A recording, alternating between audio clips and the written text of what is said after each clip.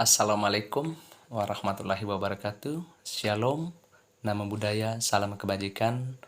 Saya Yohanes Mulyono dari Fakultas Hukum Universitas Mataram mau menjelaskan bagaimana eksistensi hak ulayat di dalam hukum positif di Indonesia.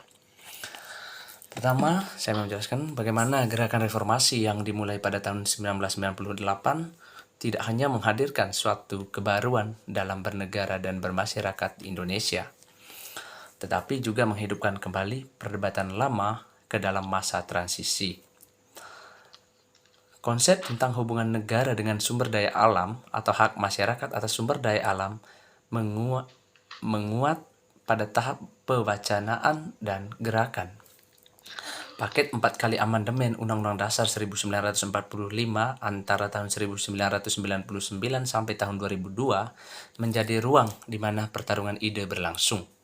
Setidaknya ada dua komponen yang berkaitan dengan relasi antara masyarakat adat dengan sumber daya alam atau hak ulayat, serta relasi antara negara dengan sumber daya alam, yang mesti dilihat sebagai suatu keterikatan. Keterikatan itu beranjak dari asumsi bahwa hak merupakan tema yang bersifat formal, relasional, dan deskriptif. Pengakuan terhadap masyarakat hukum adat dan hak-haknya dinyatakan dalam pasal 18B ayat 2, amandemen kedua, menyebutkan bahwa negara mengakui dan menghormati kesatuan-kesatuan masyarakat adat, serta hak-hak tradisionalnya sepanjang masih hidup dan sesuai dengan perkembangan masyarakat Indonesia yang diatur dalam undang-undang. Dan juga pada pasal 28I ayat 3 amandemen kedua menyebutkan bahwa identitas budaya dan hak masyarakat tradisional dihormati selaras dengan perkembangan zaman dan peradaban. Kemajuan penting dari pengakuan hak ulayat dalam konstitusi di Indonesia ditemukan sebagai hasil amandemen kedua Undang-Undang Dasar 1945. Pasal 18B ayat 1 dan ayat 2 Undang-Undang Dasar 1945 menyebutkan yang pertama,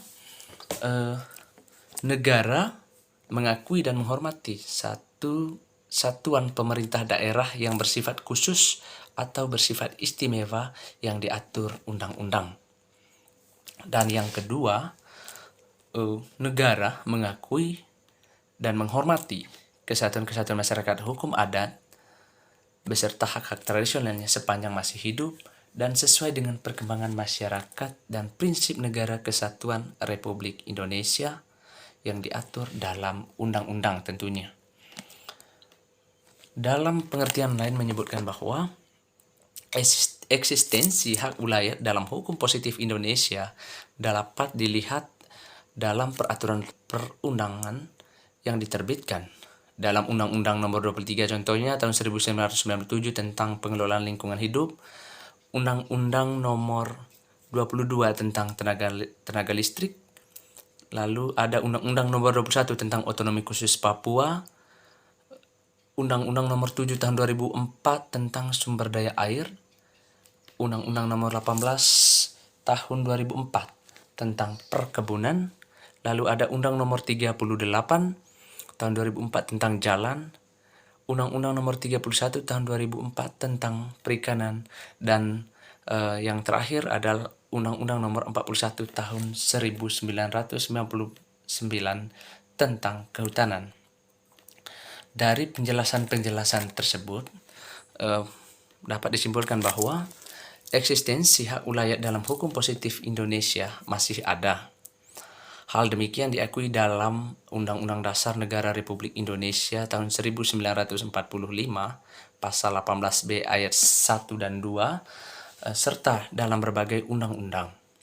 Adapun batasan-batasan hak ulayat dalam hukum pertanahan Indonesia adalah bahwa hak ulayat tersebut sepanjang masih hidup, bahwa hak ulayat tersebut sesuai dengan perkembangan masyarakat, lalu bahwa keberadaan hak ulayat tersebut harus sesuai dengan prinsip Negara Kesatuan Republik Indonesia. bahwa keberadaan hak ulayat tersebut harus diatur di dalam undang-undang. Demikian video saya dalam menjelaskan bagaimana eksistensi hak ulayat atau hak masyarakat hukum adat di Negara Kesatuan Republik Indonesia ini, bahwa pada dasarnya hak-hak dari masyarakat adat atau hukum adat di Negara Kesatuan Republik Indonesia ini masih atau tentunya diakui oleh negara. Terima kasih. Semoga video ini dapat bermanfaat untuk semua orang yang mendengarkannya. Assalamualaikum warahmatullahi wabarakatuh. Shalom. Terima kasih.